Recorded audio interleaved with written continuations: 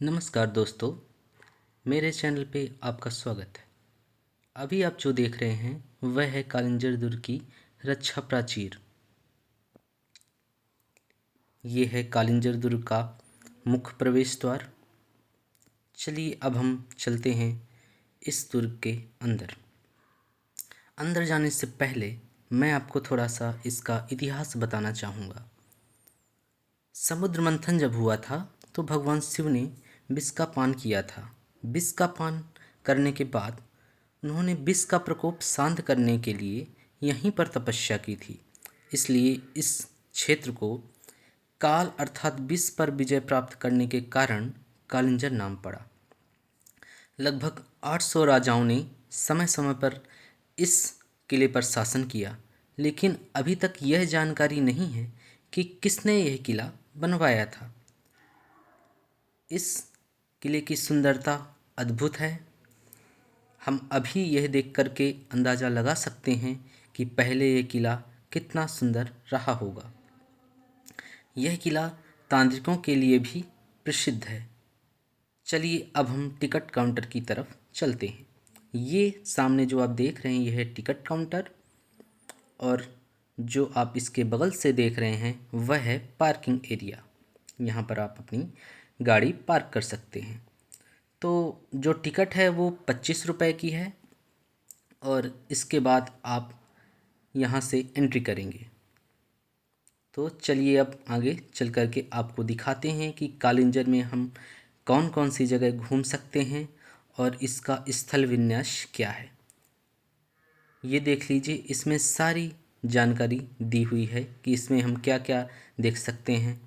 इसमें मुख्य रूप से 47 जगह हैं जो हम देख सकते हैं, लेकिन फ़िलहाल यहाँ पर 10 या 12 जगह ही देखने लायक बची हैं।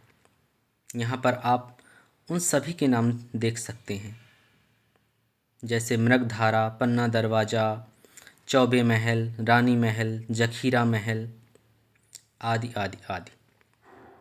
तो सबसे पहले हम चलते हैं चौबे महल की तरफ। ये चौबे महल राजाओं के रसोइये थे चौबे, तो उनकी याद में ये महल बनवाया गया है। वो यहीं पर रहते थे। सामने जो आप गेट देख रहे हैं वो पन्ना गेट।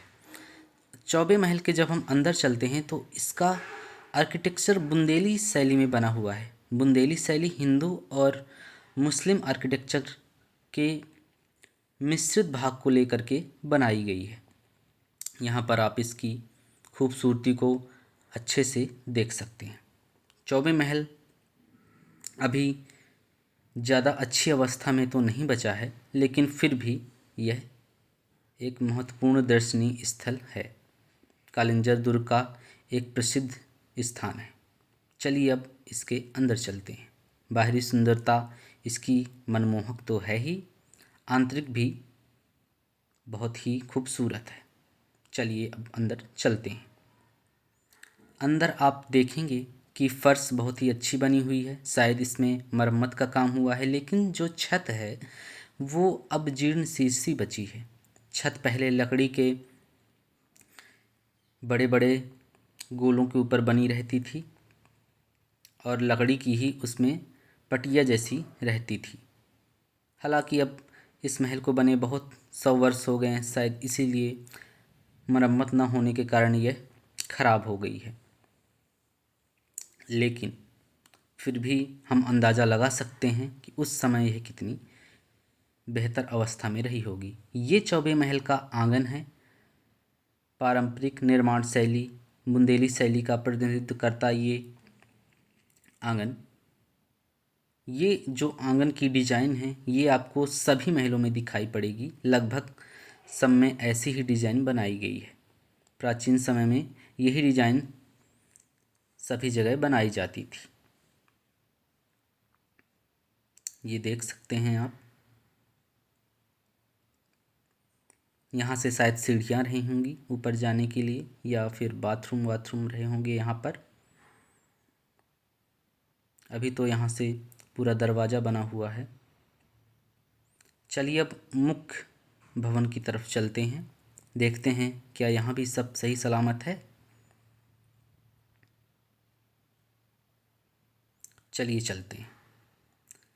तो जैसे ही हम अंदर जाते हैं देखते हैं यह तो बहुत ही अच्छी अवस्था में है। ये देखिए लकड़ी की पूरी जो कड़ी हैं वो अच्छी अवस्था में दिखाई पड़ रही हैं। शायद यहाँ पर मरम्मत का कार्य हुआ होगा इसीलिए। और जो अंदर वाला भाग है उसको भी बड़े ही अच्छे से संजो कर रखा हुआ है। ये देखिए ऊपर की कड़ी बिल्कुल सुरक्षित अवस्था में है। ये देखिए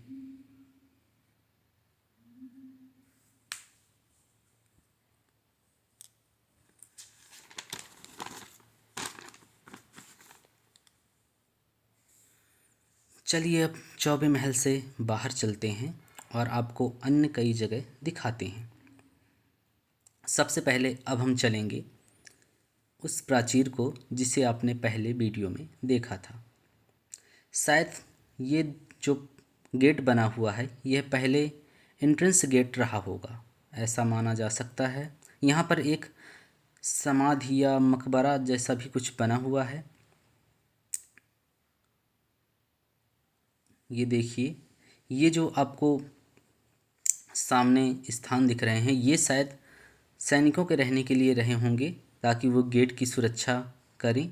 और ये जो गेट है बहुत ही ऊंचाई पर बना हुआ है, इससे पूरा जो व्यू है कालिंजर शहर का वो दिखाई पड़ता है। ये इसमें लिखा भी हुआ है कि यह रक्षा प्राचीर थी और प्रवेश द्वार था। यहाँ पर जो सैनिकों के रहने के लिए भवन बनाए गए हैं, चलिए हम उनको अंदर से देखते हैं। ये देखिए अभी तो यह काफ़ी जीर्ण शीर्ण हालत में ही बचा हुआ है, लेकिन फिर भी बहुत ही अच्छी कारीगरी इसमें की गई है। ये देखिए सेम उसी तरह का ये भी है।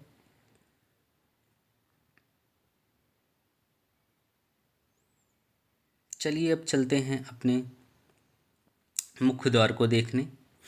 मुख्य द्वार अभी तो फ़िलहाल बंद किया गया है, पता नहीं क्यों, शायद कोई दूसरा कारण हो। ये आप देख सकते हैं यहाँ पर ताला लगाया हुआ है। मुझे ऐसा लगता है जो कच्ची सीढ़ियाँ बनी हुई हैं आने जाने के लिए शायद वो यहाँ पर आकर के होकर रहती हैं। चलिए अब ऊपर चलते हैं रक्षा प्राचीर के। आप देख सकते हैं सीढ़ियाँ बहुत ही अच्छे तरीके से बनाई गई हैं और यहाँ पर एक छतरी भी बनाई गई है जहाँ पर बैठ करके सैनिक पूरी निगरानी करते थे। ये देखिए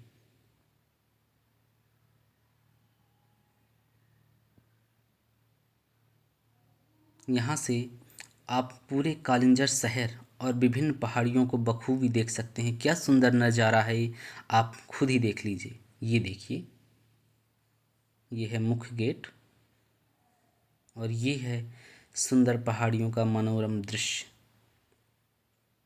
ये देखिए इस मौसम की सुंदरता इस किले की सुंदरता को और भी बढ़ा देती है। चलिए आपको छतरी दिखाते हैं। छतरी भी बहुत ही सुंदर नक्काशी के द्वारा बनाई गई है और यहाँ पर बैठ कर के आप पूरा किला देख सकते हैं। पूरे किले में क्या हो रहा है वो सब आप यहाँ पर देख सकते हैं। ये देखिए पूरा विंध्याचल पर्वत आपको दिखाई पड़ेगा। वो वहाँ पर आपको चौबे महल भी दिखाई पड़ रहा है। ये देखिए और ये है सैनिकों के रहने के स्थल। चलिए अब चलते हैं अन्यत्र जगह पर। कालिंजर दुर्ग के जब हम और आगे चलते हैं तो हमें रास्ते में ये एक मंदिर या मस्जिद जैसा कोई स्थान दिखाई पड़ता है। कन्फर्म जानकारी नहीं है कि ये मंदिर था या मस्जिद था या कोई सैनिकों के रहने के लिए जगह थी, लेकिन ये भी आज एक अच्छी अवस्था में बचा हुआ है। तो इसको भी आप अच्छे से देख लीजिए और अब आगे चलते हैं दूसरे स्थान पर। आप यहाँ पर देखेंगे वेंकट बिहारी मंदिर और रानी महल। ये जो सामने आप मंदिर जैसा देख रहे हैं यही है वेंकट बिहारी मंदिर। यह भी बहुत खूबसूरत मंदिर है। हालांकि अब यहाँ पर कोई मूर्ति नहीं है, लेकिन पहले की यहाँ पर भगवान विष्णु की शायद मूर्ति रही होगी। इस मंदिर की सुंदरता अपने आप में बहुत ही मनमोहक है।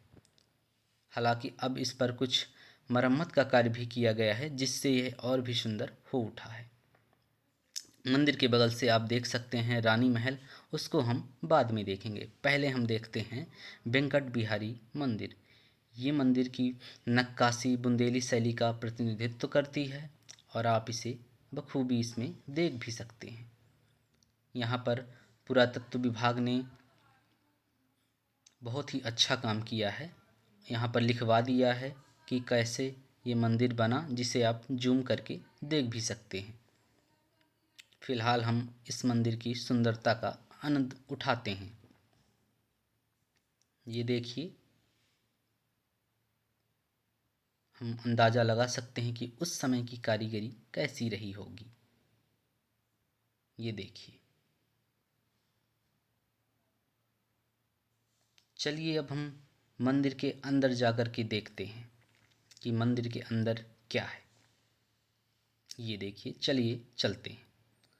मंदिर के अंदर आप देख सकते हैं, पहले ये एक मंडप बना हुआ है जहाँ पर बैठ कर के लोग पूजा करते थे और सामने मूर्ति होती थी। गर्भगृह वही कहलाता है। आप देख सकते हैं प्रदक्षिणा पथ भी चारों तरफ परिक्रमा करने के लिए बना हुआ है।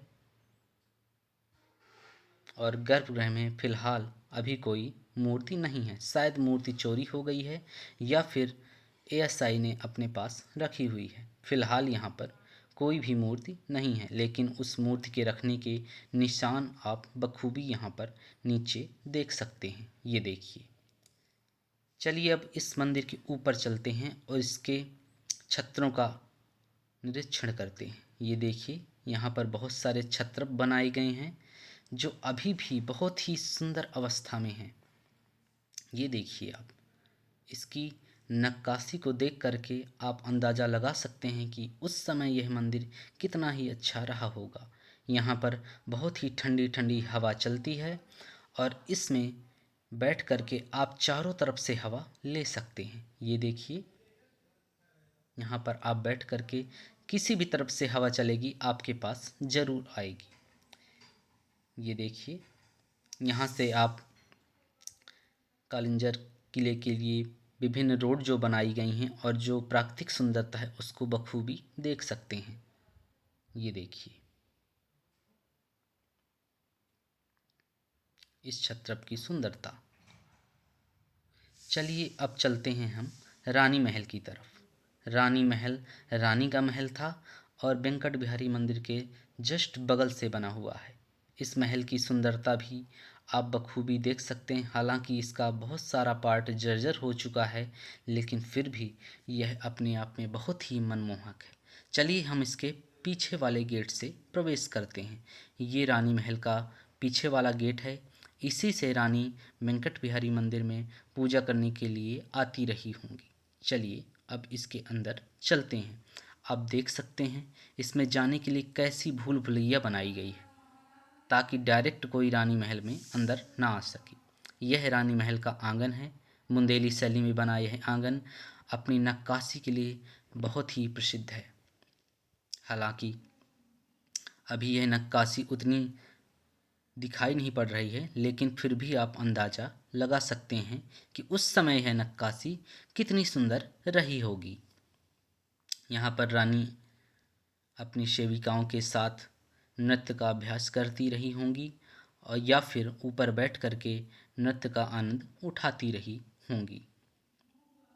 चलिए अंदर चल करके देखते हैं कि यहाँ पर क्या है। यहाँ पर फ़िलहाल कुछ खास बचा नहीं है। भूल भुलैया जैसी बनी हुई है और ये हमें बाहर के गेट की तरफ ले आती है। ये वही मुख्य द्वार है जो आपने वीडियो के पहले देखा हुआ है। यही मुख्य द्वार है रानी महल का। इसकी सुंदरता आज भी बहुत ही खूबसूरत है। हालांकि जर्जर होने के कारण इसकी सुंदरता पर ग्रहण जरूर लग गया है। लगे भी क्यों ना, क्योंकि इस महल को बने लगभग 500 से 600 साल जरूर हो गए होंगे।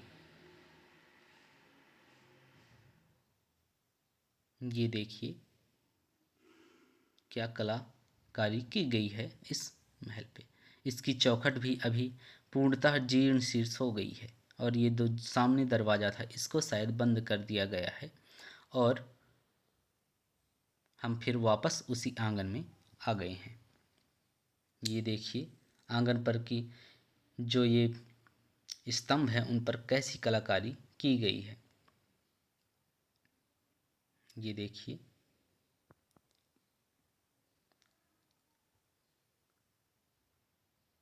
हालांकि अब यह महल बहुत ही जर्जर हो चुका है, पूरी छत टूट गई है और इस महल में रहना सेफ भी नहीं है।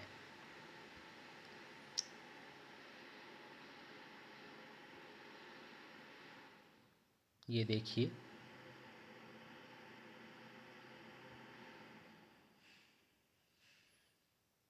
पूरा महल जर्जर हो चुका है। ये देखिए चारों तरफ हम वहीं घूम घूम करके आ जाते हैं। यही इस महल की विशेषता है। इस महल पे ऊपर जाने के लिए जो सीढ़ियाँ थी वह भी अब जीर्ण शीर्ण हो चुकी हैं और ऊपर जाने के लिए कुछ नहीं बचा। चलिए अब हम चलते हैं नीलकंठ मंदिर की तरफ। ये मंदिर कहते हैं कि सतयुग में बना था। यहीं पर भगवान शिव ने तपस्या की थी 20 महीने के बाद। यहाँ पर बहुत सारी मूर्तियाँ बनी हुई हैं, पत्थरों पर उकेर करके बनाई गई हैं। ये कटरा गेट कहलाता है नीलकंठ मंदिर में प्रवेश के लिए। इस मंदिर के प्रवेश द्वार की सुंदरता बहुत ही मनमोहक है। इस पर इतनी अच्छी नक्काशी की गई है जिसका वर्णन शब्दों से नहीं किया जा सकता है। यह मंदिर बहुत ही प्राचीन मंदिर है और बहुत ही प्रसिद्ध मंदिर है। यहाँ पर जो प्रतिमा है उस प्रतिमा शिव प्रतिमा के गले से लगातार पानी निकलता रहता है। ये सैनिकों के बैठने के लिए जगह रही होगी। ये देखिए और सामने आप अद्भुत नज़ारा देख सकते हैं कालिंजर शहर का और पर्यावरण का। ये कटरा गेट है। ये देखिए इसकी सुंदरता। ये देखिए इस मंदिर की प्राकृतिक सुंदरता भी बहुत ही लाजवाब है। ये देखिए उस मंदिर में जाने के लिए सीढ़ियाँ भी बनी हुई हैं। यह मंदिर बहुत ही नीचे बना हुआ है। जाना तो आसान है लेकिन चढ़ना बहुत ही ज़्यादा मुश्किल है, क्योंकि बिल्कुल सीढ़ियाँ जो हैं वो बिल्कुल खड़ी हुई बनाई गई हैं। फिर भी हम चलिए आपको नीचे दिखाते हैं। यहाँ पर एक नंदी की मूर्ति है जिसके कुबड़ पर शिवलिंग बना हुआ है। ये बहुत ही विशेष मूर्ति है। यहाँ पर बहुत ही ज़्यादा नक्काशी की गई है। देखिए राम भगवान की मूर्ति हैं, शिव भगवान की हैं, गणेश जी की मूर्तियाँ हैं, हनुमान जी की मूर्तियाँ हैं, नवग्रह की मूर्तियाँ हैं, विष्णु के मोहिनी अवतार की मूर्तियाँ हैं, राहु केतु की मूर्तियाँ हैं।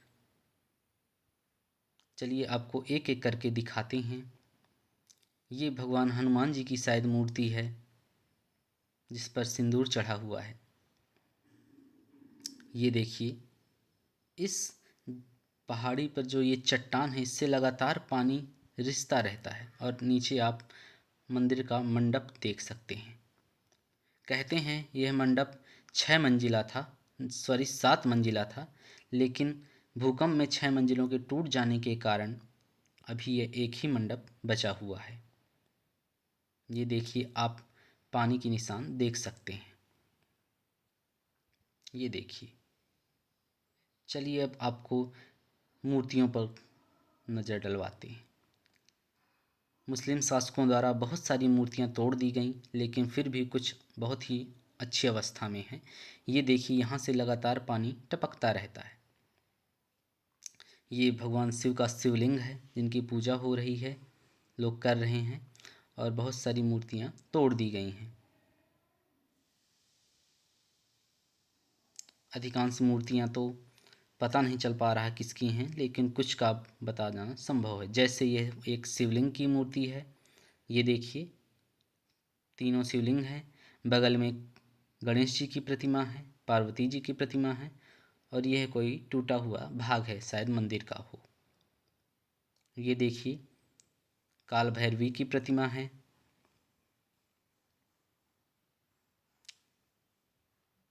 ऊपर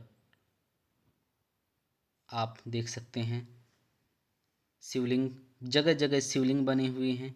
ये भगवान विष्णु के मोहिनी अवतार की प्रतिमाएं हैं। ये देखिए नवग्रह की प्रतिमाएं हैं, काल भैरवी काल भैरव की प्रतिमाएं हैं, भगवान नरसिंह की प्रतिमा है, चामुंडा देवी की प्रतिमा है। ये देखिए काल भैरवी चामुंडा माता की मूर्तियां हैं। अब देख सकते हैं इनकी सुंदरता। ये समुद्र मंथन की प्रतिमा बनी हुई है और सामने मंडप है। यहाँ पर जो आपको शिवलिंग दिखाई पड़ रहा है, इसको हम बाद में अच्छे से देखेंगे। ये यहाँ पर जो मूर्तियाँ उकेरी गई हैं वो समुद्र मंथन की हैं। कहते हैं विष्णु के मोहिनी अवतार पर जब राहु और केतु ने अमृत पान कर लिया था, तो उनके शीश को भग्न करने के बाद यहीं पर मूर्तियाँ बनाई गई थी। यहाँ पर मूर्तियों की नक्काशी इतनी लाजवाब है कि आप देख सकते हैं क्या बेहतरीन मूर्तियाँ बनाई गई हैं। आप देख सकते हैं, ये देखिए जगह जगह नक्काशी की गई है। ऐसा कोई स्थान शेष नहीं है जहाँ पर शिवलिंग ना बनाए गए हो। आप देख सकते हैं सामने शिवलिंग है एक। अधिकांश मूर्तियाँ टूट गई हैं या जीर्ण शीर्ष अवस्था में बची हुई हैं, क्योंकि अनेक शासकों ने इनको तुड़वाया भी है। ये देखिए अभी भी बहुत सारी मूर्तियाँ बची हुई हैं। सामने मंदिर का मंडप आप देख सकते हैं, इसकी सुंदरता। उस समय यह मंडप कितना आलीशान रहा होगा। ये एक प्रतिमा टूटी हुई जीर्ण शीर्ष अवस्था में रखी है। यह मूर्ति का पता नहीं चल पा रहा है कि यह मूर्ति किसकी है। अंदाज़ा लगाया जा सकता है कि यह भगवान विष्णु की या भगवान शिव की प्रतिमा हो सकती है। इसके नीचे भी एक प्रतिमा बनी हुई है जिसमें सांप की आकृति दिखाई देती है और नीचे ब्राह्मी लिपि में कुछ लिखा है। ये मंडप आप देख सकते हैं, अनेक स्तंभों के ऊपर बनाए हैं मंडप, जिसकी रक्षा यक्ष करते हैं और यक्ष ही इसके मंडप के भार को संभाले हुए हैं। और यक्षों की ही प्रतिमा ऊपर बनी हुई है जिसे अभी आप देखेंगे।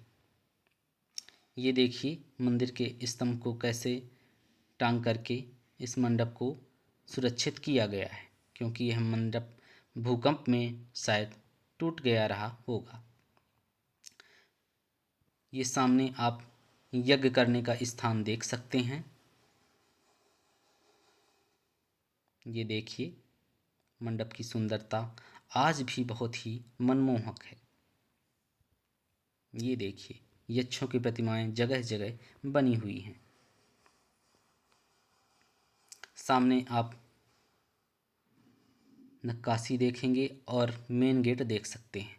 कहते हैं ये जो मुख्य द्वार है यह पहले मंत्रों से खुलता था। ये देखिए सामने मुख्य द्वार, यही इस मंदिर की खूबसूरती है। चलिए अब आपको और भी चीज़ें दिखाते हैं इस मंदिर की। इस मंदिर पे जगह जगह पानी गिरता है और जगह जगह आपको अनेक शिवलिंग और मूर्तियां दिख जाएंगी जो यहाँ पर रखी हुई हैं। हर जगह नक्काशी की गई है, हर जगह कोई ना कोई मूर्ति उकेरी गई है।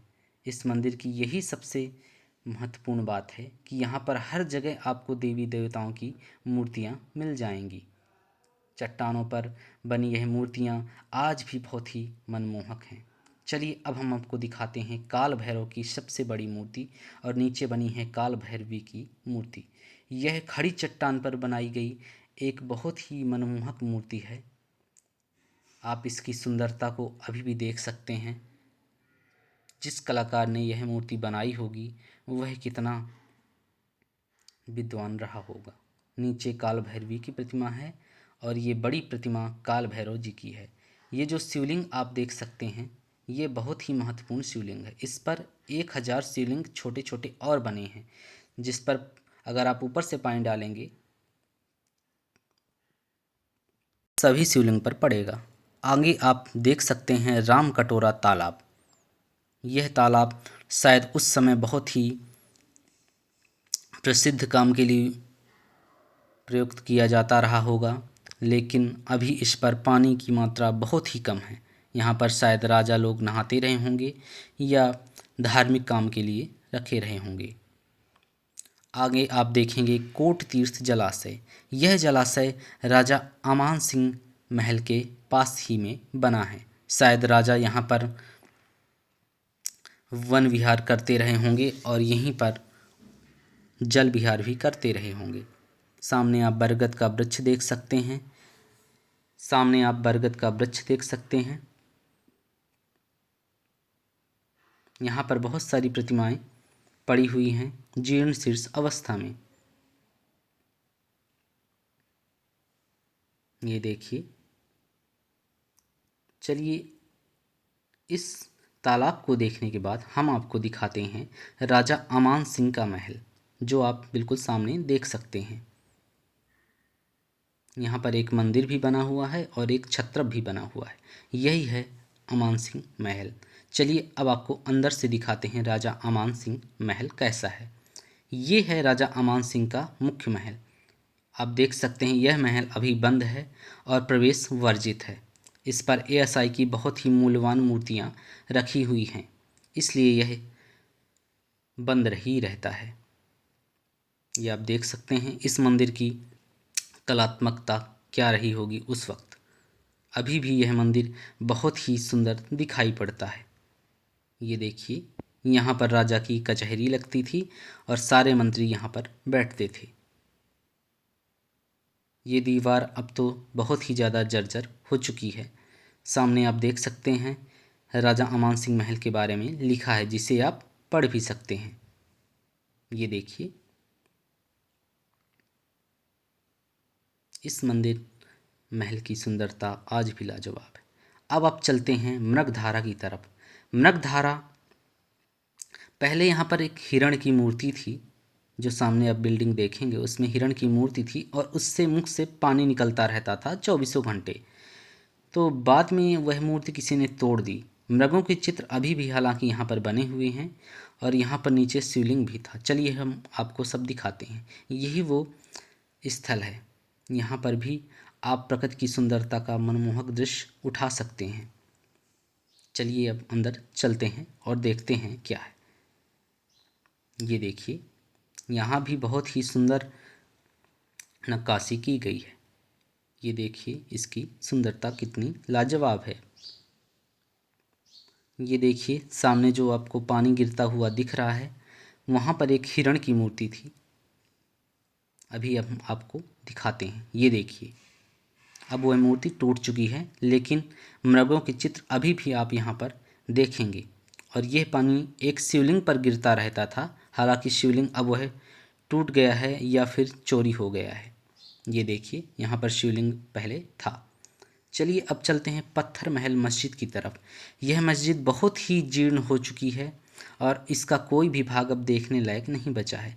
शायद यह पहले बहुत ही महत्वपूर्ण मस्जिद रही होगी। यह मस्जिद राजा अमान सिंह महल के पास ही बनी हुई है।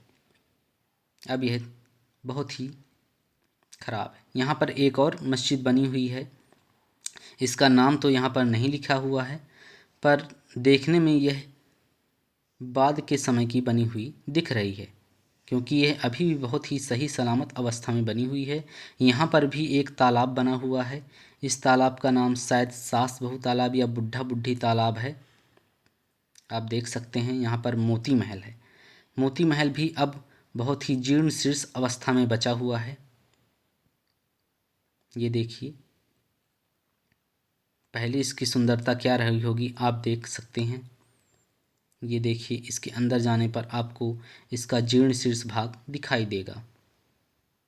यहाँ पर बहुत अधिक चमगादड़ हैं, इसलिए इस महल में अंदर जाना थोड़ा डरावना भी लगता है। इस महल की मरम्मत बिल्कुल भी नहीं की गई है, जिससे इसकी छत भी पूरी नष्ट हो गई है। ये देखिए, पूरी छत नष्ट हो चुकी है। ये देखिए। चलिए अब आपको इस महल से बाहर ले चलते हैं। ये आप जो सामने इमारत देख रहे हैं, यह है रंग महल। राजा के जब कोई गेस्ट आते थे या फिर राजा का जब खुद मन होता था नृत्य संगीत करने का या उसको देखने का, तो यहीं पर करते थे। यह भी बहुत ही आलीशान बना हुआ है और इसकी कला शैली भी बुंदेली शैली का प्रतिनिधित्व करती है। ये रंग महल कहलाता है। रंग महल के अंदर आप देख सकते हैं, यहीं पर ऊपर छत पर राजा बैठते थे और जो सामने बरामदा या आंगन आपको दिखाई पड़ेगा, वहाँ पर नृत्यांगनाएं नृत्य करती थीं और गाना गाती थीं। यही वो आंगन है। यहाँ पर बीच में एक फव्वारा भी लगा रहता था, जिसको शासन ने अभी बंद करवा दिया है, क्योंकि उसमें अनावश्यक रूप से गंदा पानी भरा रहता था। ये देखिए, आप देख सकते हैं, वही आंगन है जहाँ पर नृत्यांगनाएं नृत्य करती थीं और राजा उसको बैठ करके देखते थे। यहाँ पर संगीत वादक संगीत बजाते थे और ऊपर मसालें लगी रहती थी। यहाँ पर ऊपर छत पर राजा बैठ करके नृत्य देखते थे। ये देखिए, यही वो स्थान है जहाँ पर राजा बैठते थे। तो आज के लिए इतना ही। धन्यवाद। नमस्कार।